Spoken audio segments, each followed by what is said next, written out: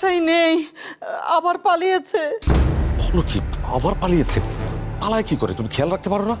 আজকালকে শাড়িটারি পরে ইন্টারভিউ দিতে আসে। আমার চোখের আড়ালে এত কিছু করে ফেলেছে ও। আরে আরে কোথায় যাচ্ছে?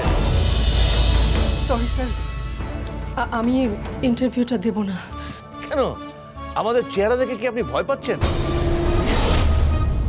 আমরা কি রাক্ষসের মতো দেখতে? কি বাবা সাদিক সাহেব, ক্যান্ডিডেটরা এত ভয় পাচ্ছে কেন? মুখোশ খুলে গেলে সবাই ভয় পায় স্যার। এই যে মিস। সরি স্যার, আমি মিস নই, আমি মিসেস।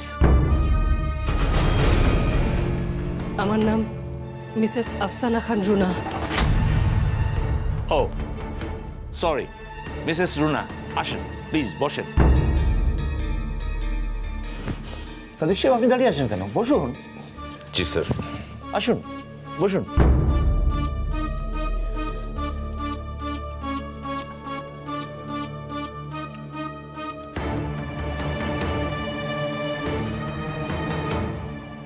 আয় ঢোক ঢোক। খবরদার, সাদিক না আসা পর্যন্ত এখানেই থাকবি, এখানে থাকবি। তোর একদিন কাজকে আমার একদিন। চুপ! দাদিজান দরজা খুলে। এখানে কি? এবার তোমার ব্যবস্থা করছি। এটার ব্যবস্থা করেছি না, এবার তোমার ব্যবস্থা। এসো তুমি আমার সাথে। দাদিজান দরজা খুলেন। দাদিজান, বারবার বলি যে ওই মেয়েটার সঙ্গে তুমি মিশবে না। শোনো আমার কথা, ওর সাথে মিশতে মিশতে তুমি এসো, যাও। এবার বুঝো, ঢোকো। খবরদার বেরো না, একদম কথা বলবে না। থাকুক, উফ, থাকুক, সবকটা আটকে থাকুক।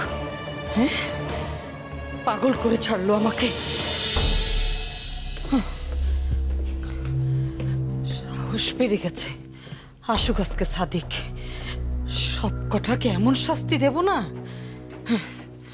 কত বড় সাহস!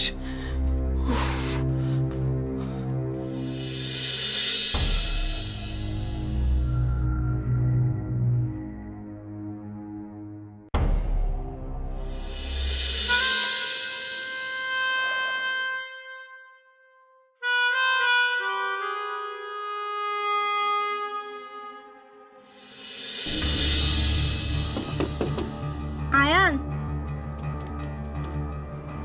আয়ান দরজা খুলো। এসেছ? দাদু ভাই এরকম সব সময় করে, আমাকে বাড়ির থেকে ঘরে আটকে দিয়ে যায়।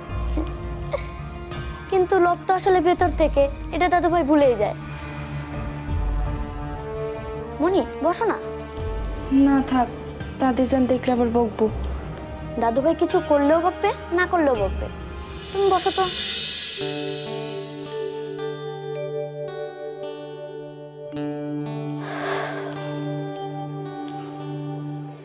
জানো মনি, আমার না এ বাসায় থাকতে আর ভালো লাগে না। ইস, মামনির চাকরিটা যদি হয়ে যেত, তাহলে আমরা অন্য বাসায় চলে যেতে পারতাম। মনি, তোমার কি মনে হয়, মামনির চাকরিটা কি হবে?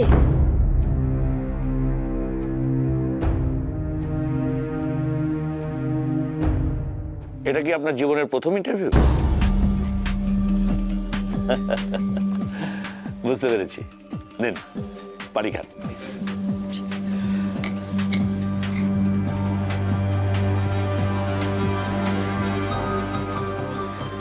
শোনেন শোনেন, আমিও আমার জীবনের প্রথম ইন্টারভিউ দিতে গিয়ে ঘাবড়ে গিয়েছিলাম। সে কারণে আমার চাকরিটাও হয়নি। অবশ্য চাকরিটা না হয়ে ভালোই হয়েছে, আমি এখন একটা কোম্পানির মালিক হয়ে গেছি।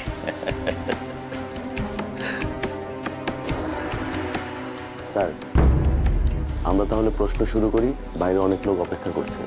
আহা, উনি এখনো ঘাবড়ে আছেন, ওনাকে একটু সহজ হতে দিন। মিসেস রুনা, এখন ঠিক আছে? আমরা কি ইন্টারভিউ শুরু করি। যে সুযোগটা আমার এসছে সেটা আমাকে কাজে লাগাতে হবে, তা না হলে হয়তো সারা জীবনই আমি আফসোস করব। মিসেস রুনা, আমরা শুরু করি, ঠিক আছে? জি স্যার, জি স্যার। এই তো, গুড। আরে, আপনার হাজবেন্ডের নামেও তো দেখছি সাদিক খান।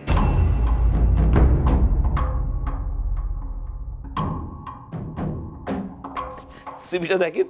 না, দেখতে হবে না, ঠিক আছে। তো আপনার হাজবেন্ড কি করেন, চাকরি না ব্যবসা?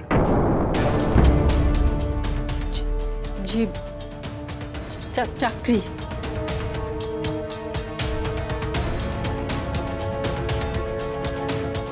আপনার হাজবেন্ড চাকরি করেন, আপনিও চলে এসেছেন চাকরি করতে, তাহলে আপনার সংসার সামলাবে কি?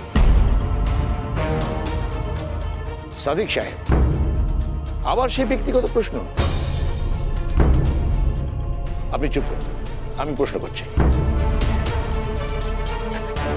মিসেস রুনা, আপনার তো লেখাপড়া অনেক আগেই শেষ, তা আপনি এর আগে চাকরির চেষ্টা করেননি কেন? আসলে স্যার, আমার স্বামী চান না যে আমি চাকরি করি।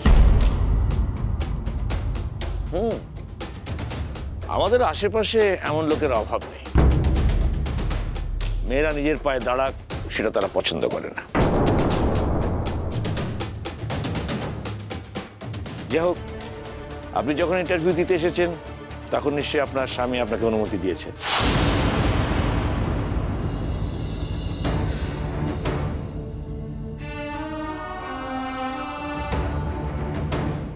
না স্যার, উনি মেনে নেননি। মনে হয় না কোনোদিন মানবেন। এই সিদ্ধান্তটা আমি সম্পূর্ণ একা নিয়েছি স্যার, ওনাকে কিচ্ছু জানতে দেইনি।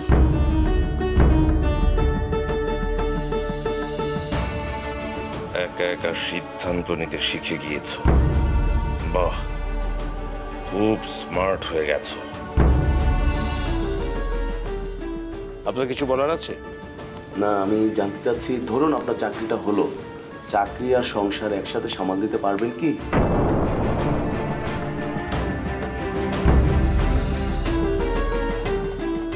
জি স্যার, আমার বিশ্বাস আমি পারবো। পারবো পারবো বললেই হয়ে গেল? একটা ঘর সামলাতে পারেন না যেখানে, বিনা অভিজ্ঞতায় আপনি চাকরি নিতে এসে সব সামলে নেবেন? এতই সহজ, এতই সস্তা?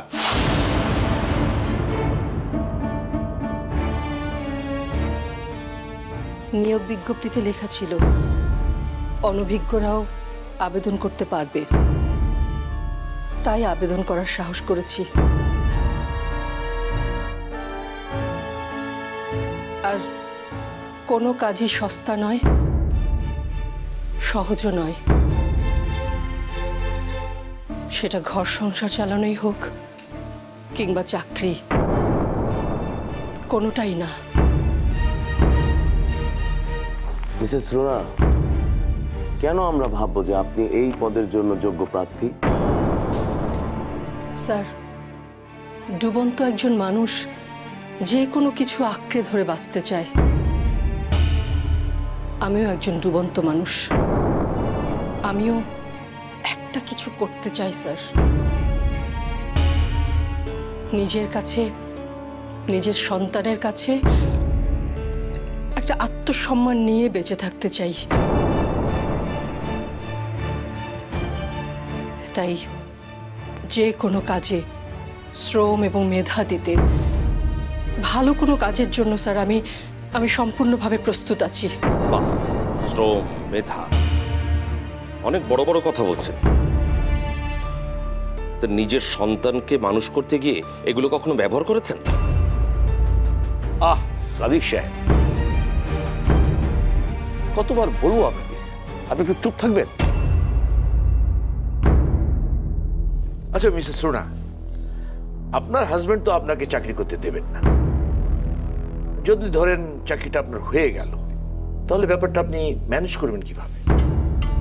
কিভাবে করব আমি জানি না স্যার, কিন্তু আমি করব।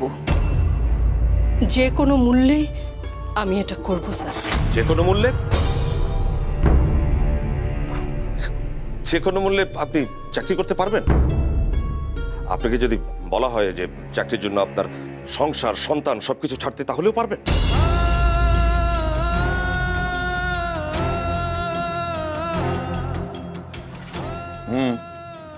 ওনার এই প্রশ্নটা কিন্তু খুবই গুরুত্বপূর্ণ মিসেস রুনা। এতটা জটিলতা নিয়ে আপনি কি চাকরি করতে পারবেন?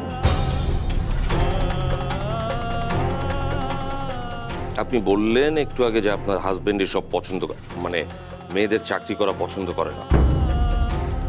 আপনি যেহেতু ইন্টারভিউ পর্যন্ত এসছেন, ধরেই নিচ্ছি যে আপনি আপনার হাজবেন্ডকে ফাঁকি দিয়ে মিথ্যে বলে এখানে ইন্টারভিউ দিতে এসছেন, তাই তো?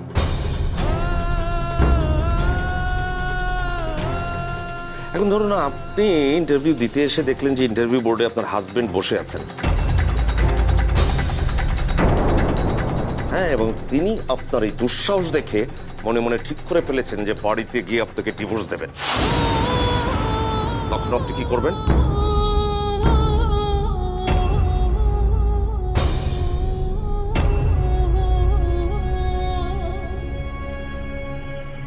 মিসেস রুনা,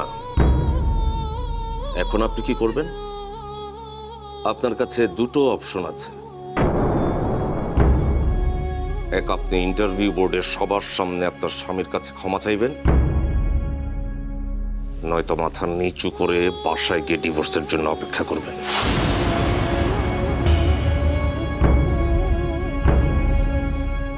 মিসেস আফসানা খান রুনা, আপনার স্বামী আপনার উত্তরের অপেক্ষায় আছে। বলুন কি করবেন?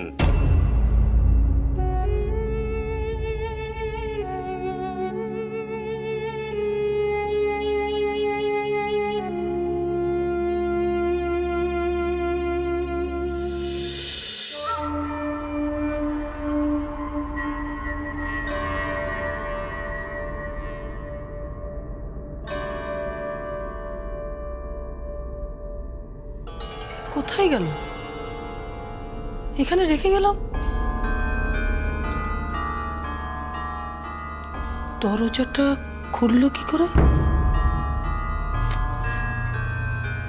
না, আয়ানের ঘরে গিয়ে দেখি, বাদরামিটা আয়ানও করতে পারে।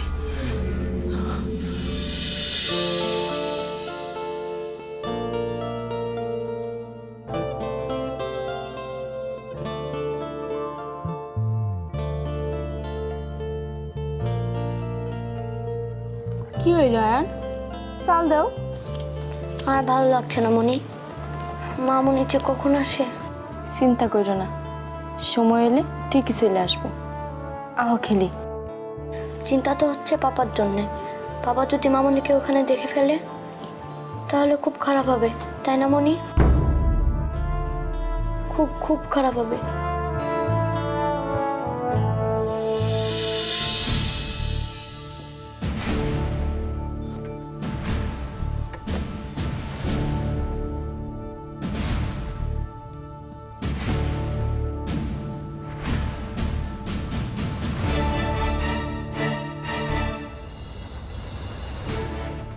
আয়ান, আয়ান, তো বলুন, আপনি এখন কি করবেন? ক্ষমা চাইবেন নাকি ডিভোর্স? সাদিক সাহেব, অনেক হয়েছে, এবার থামুন। না না স্যার, এই প্রশ্নের উত্তরটা ওনার মুখ থেকে শোনাটা খুব জরুরি। তাহলে ওনার মানসিক দক্ষতা এবং বুদ্ধিমত্তা সবকিছুই এক উত্তরের মধ্যে দিয়ে যাচাই করা যাবে স্যার। মিসেস রুনা, আপনি এই প্রশ্নের জবাব দিতেও পারেন, নাও দিতে পারেন।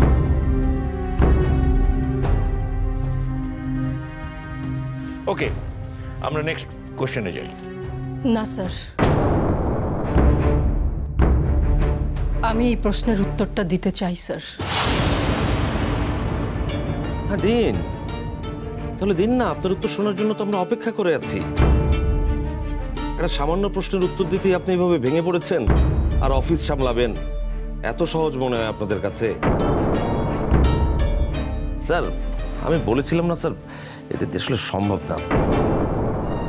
আর শুনুন, আপনার জন্য আমাদের পুরোটা দিন বরাদ্দ নেই, বাইরে অনেকেই অপেক্ষায় আছেন। স্যার আই থিঙ্ক ওনাকে আমরা আসতে বলি। হ্যাঁ মিস রুনা, আপনাকে আর সময় দেওয়া যাচ্ছে না। প্রশ্নের উত্তরটা দেওয়ার আগে আমি স্যারকে একটা প্রশ্ন করতে চাই। মিসেস আফসানা খান রুনা, আপনি এখানে ইন্টারভিউ দিতে এসেছেন, নিতে নয়। কতটা মাথায় রাখবেন। আহা, বলুন না, বলুন না, কি আপনার প্রশ্ন?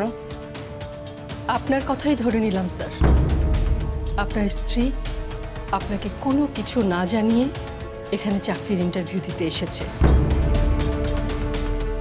আপনি আপনার স্ত্রীকে একদম পছন্দ করেন না, প্রচণ্ড ঘৃণা করেন। আপনার স্ত্রীর কোথাও যাওয়ার জায়গা নেই এটাও ধরে নিলাম। তাই এখানে আপনার পা ধরে মাপ চাইতে আপনার স্ত্রী প্রস্তুত। কিন্তু স্যার, এতগুলো মানুষের সামনে আপনার স্ত্রী যদি আপনার পা ধরে মাপ চায়, তাতে কি আপনার সম্মান এক লাফে অনেক বেড়ে যাবে?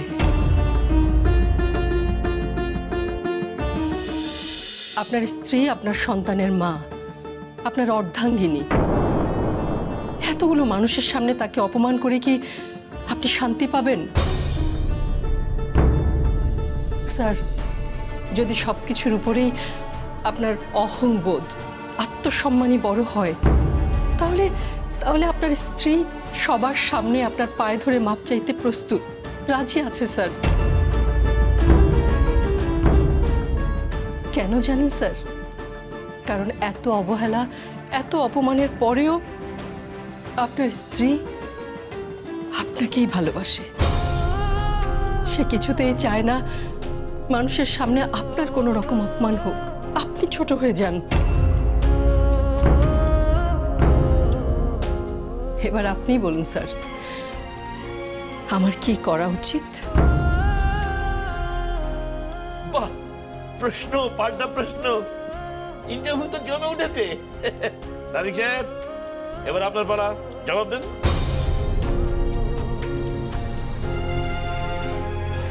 বিশ্বের যা কিছু মহান সৃষ্টি চিরকল্যাণকর, অর্ধেক তার গড়িয়াছে নারী, অর্ধেক তার নর।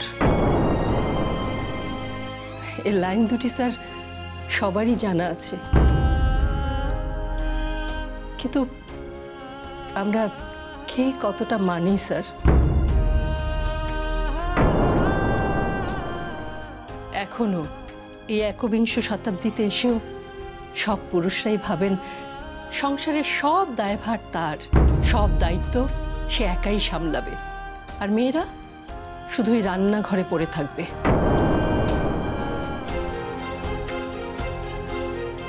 যে যেটার যোগ্য তার সেখানেই থাকা উচিত। ছিঁড়া কাঁথায় শুয়ে লাখ টাকার স্বপ্ন দেখা উচিত না, সেটা পূরণ করার সাধ্য থাকতে হয়।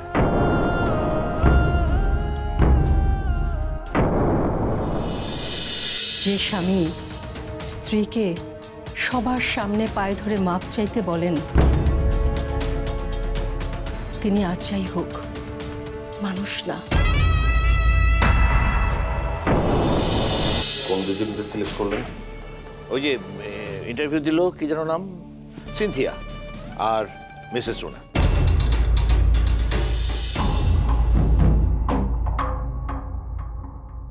তুমি বাসায় যাও,